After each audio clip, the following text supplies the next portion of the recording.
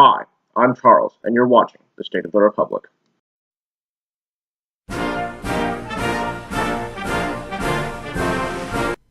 This week was again a massive news week. The main news events were again natural disaster related. Cleanup efforts continue in Texas in the wake of Hurricane Harvey. However, it was reported this week that the waters from Hurricane Harvey have flooded multiple toxic Superfund sites. Superfund sites are the most polluted areas in the country as designated by the EPA, and the greater Houston area has multiple sites given its history as a chemical production hub. The highly toxic sites are overwhelmingly situated in poorer communities and communities of color, and the EPA, under coal and oil money addict Scott Pruitt, has had a sluggish response to say the least. Meanwhile, Florida is about to get hit by Hurricane Irma. Irma has already barreled through multiple Caribbean islands and has caused substantial damage, and has set a record as the most powerful storm ever recorded in the Atlantic. But don't tell Oxycontin-fueled gasbag and very stupid person Rush Limbaugh that. Limbaugh said this week that hurricane warnings are a liberal hoax. Limbaugh has since evacuated from Florida himself. And here I was, hoping that he would stay in Florida and broadcast from Miami Beach as Irma made landfall in order to prove that it was a liberal hoax. Meanwhile, the western United States is currently on fire. Massive wildfires have been reported in 9 western states. Oregon's Democratic governor asked federal authorities for more assistance, but was told no despite the fact that their state has suffered the most from the fires, with nearly 1/3 of acres burning being in Oregon. Trump also took the opportunity provided by Harvey to advocate for further destruction of the separation of church and state, calling on churches to receive federal disaster relief funds that are normally paid out to non-religious organizations. In other executive branch news, the Justice Department stated in a formal court filing that there was no evidence of Trump's March claims about Obama wiretapping Trump Tower. As a refresher, the tweets in question stated, quote, "Terrible. Just found out that Obama had my wires tapped in Trump Tower just before the victory. Nothing found. This is McCarthyism." And, of course, "How low has President Obama gone to tap my phones during the very sacred election process? This is Nixon Watergate." So Trump is again proven to be a lying scumbag. It was also revealed that Trump is, as expected, ignorant and easily fooled. OMB director and evil baby that wished to be big on a cursed monkey's paw, Mick Mulvaney was able to convince Trump to cut disability insurance. Trump was apparently unaware of the fact that disability insurance is part of Social Security, a program that he pledged not to cut and had rejected Mulvaney's previous efforts to cut. Secretary of Education and Scrooge McDuck's greedier and eviler wife, Betsy DeVos, has made it a priority to roll back Obama administration reforms in general, and in this week she rolled back changes designed to address sexual assault on college campuses. I guess Trump's real complaint about Mexican rapists was that they were taking jobs from American rapists. The biggest bag of shit to come out of the executive branch this week was the statement announcing the end of Deferred Action for Childhood Arrivals, or DACA program.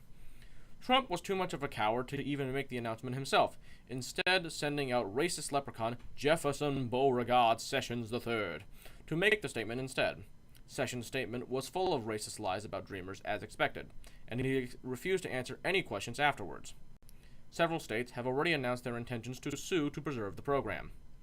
In Congress, there are already bipartisan efforts in both the House and Senate to pass a law protecting DACA recipients before the announced deadline. In other congressional news, congressional Republicans are continuing to push their efforts on tax cuts for the rich. This week, Republicans have targeted Senator Heidi Heitkamp of North Dakota and Senator Joe Donnelly of Indiana. The Republicans are also making one last push on gutting health care before the reconciliation rules expire at the end of September. But by far the biggest congressional news this week was the deal struck on the package spending deal. Republicans have been pushing for a package deal on the extension of the debt ceiling, government funding, and hurricane relief money. Republican congressional leaders have been pushing for a longer extension of the debt ceiling and government funding, hoping to avoid having to take multiple politically painful votes to do so. Raising the debt ceiling has always been a pain in the ass for Republican leaders, requiring them to go to Democrats to ask for votes, thanks to their inability to control their own caucus. Democrats understood this and wanted a shorter extension to increase their leverage in negotiations. Republicans originally proposed a 18-month extension and later a 6-month extension. Democrats proposed a 3-month extension, which Trump promptly agreed to the astonishment and fury of congressional Republicans. The 3-month extension essentially kicks the can till the end of the year, and will jam up an end-of-year legislative calendar already likely to be crowded with the Republicans' tax cuts for the rich bill. Democrats are already discussing the possibility of leveraging the end-of-year extension to accomplish a variety of goals, such as protections for dreamers or cutting into the Republicans' budget-busting tax cuts. Needless to say, Republicans were extremely unhappy about Trump suddenly cutting deals with the Democratic leadership. Regardless, the Senate and House has passed the proposed legislation, and Trump has already signed it. There may also be more cross-aisle cooperation in the future, as House Minority Leader Nancy Pelosi was also able to get Trump to tweet out some reassurance to DACA recipients, and there are also inklings of a possible deal with Senate Minority Leader Chuck Schumer to axe the debt ceiling altogether. It is not just conservative Republicans that are unhappy at this point. Republican moderates are also throwing in the towel. Republican Congressman Charlie Dent, co-chair of the Moderate Tuesday group, has announced that he will no longer seek re-election in 2018. Dent's decision comes right after right-wing attacks against him and the entrance of a primary challenger. Dent is part of a pattern of moderate Republicans calling it quits, such as the retirement of Representative David Reichert of Washington and Representative Ileana Ros-Lehtinen of Florida. Meanwhile, the Senate Appropriations Committee has been busy punching holes in Trump's budget proposal. The committee voted to rebuke the Trump administration's stance on proposed cuts to the State Department. Speaking of foreign policy news, North Korea, named by North Korea as the best Korea 60 years in a row. North Korea tested another nuclear weapon this week, and this one was believed to be a hydrogen bomb of some sort. The United States has responded by calling for more sanctions, including a possible oil embargo, and Trump threatened to cut off trade with all countries trading with North Korea. Of course, most of North Korea's trade is with China, and cutting off trade with China would probably not be the best idea. The Trump administration is also seeking out ways to decertify Iranian compliance with the nuclear agreement. Such a move comes despite State Department and other nations certifying Iran as compliant and could lead to a war between America and Iran.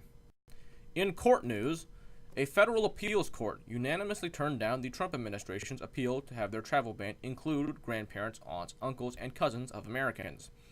The Supreme Court this week also agreed to take up a case from Wisconsin on partisan gerrymandering.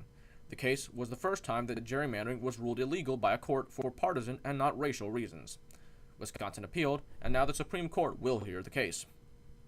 SCOTUS has also received briefs against gerrymandering from a wide variety of politicians of both parties, including Senators Sheldon Whitehouse and John McCain, Governor John Kasich of Ohio, former Republican presidential candidate and Senate Majority Leader Bob Dole, and multiple House members. However, 2 North Carolina House Republicans withdrew their support for the suit, saying that they had signed on by accident. North Carolina, of course, had some of the worst partisan gerrymandering in the country, with Republicans overwhelmingly dominating the state's congressional delegation and state legislature, despite North Carolina's status as a purple state. Their state's maps for both House and state legislative seats have previously been ruled to have been illegally, racially gerrymandered. The Russia scandal also continued to unfold this week. The week started with news that Trump himself was now under investigation for Russia-related financial shenanigans vis-a-vis Trump Tower Moscow during the election cycle. Then, The Guardian reported that Ivanka Trump's business partner in an Azerbaijani hotel project that was transparently a money laundering scheme has been caught up in another Russian money laundering scheme. In the middle of the week, it was revealed that Russian-linked accounts bought Facebook ads for the election cycle. These ads came in addition to the Russian fake accounts and troll army that also boosted Trump's chances. Facebook was also revealed to have sent representatives to assist the Trump campaign's digital operations, and has since cooperated minimally with federal investigators. Senate Intelligence Committee Vice Chair Mark Warner stated that the Russia-Facebook connection was just the tip of the iceberg. On Thursday, Dummer Qusay Saddam impersonator Donald Trump Jr. came in to be questioned by the investigators on the Senate Judiciary Committee for over 5 hours. The New York Times was able to get their hands on Jr.'s opening statement. The statement confessed that Trump Jr.'s original excuse for the Trump Tower meeting, the excuse about adoption, was completely bogus, and that by extension, him and his father had obstructed justice by lying to the public during the initial story. Jr.'s statement also gave possibly an even more ridiculous excuse for taking the meeting, saying that it was to vet Hillary Clinton's fitness to be president.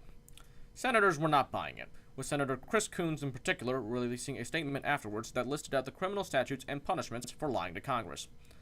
Special Counsel Mueller is also marching on, and is preparing to interview current and former White House staff about the scandal, including Sean Spicer, Reince Priebus, and White House Interim Communications Director Hope Hicks. On Friday, Trump met with the new Russian ambassador Anatoly Antonov to accept his credentials as ambassador. Anatoly Antonov has already been sanctioned by the European Union over his involvement with the Ukraine affair. U.S. media only found out about it through a statement from the Russian media, and the White House only admitted to meeting him after the meeting was already over. Not exactly a great look for Trump. Now for one last piece of feel-good news. A federal judge has awarded $32.4 million to people Mike Huckabee had been harassing with robocalls to see some terrible Christian movie.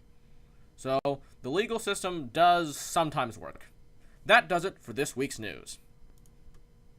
Thank you for watching the program. Be sure to like, comment, and subscribe for more interesting content.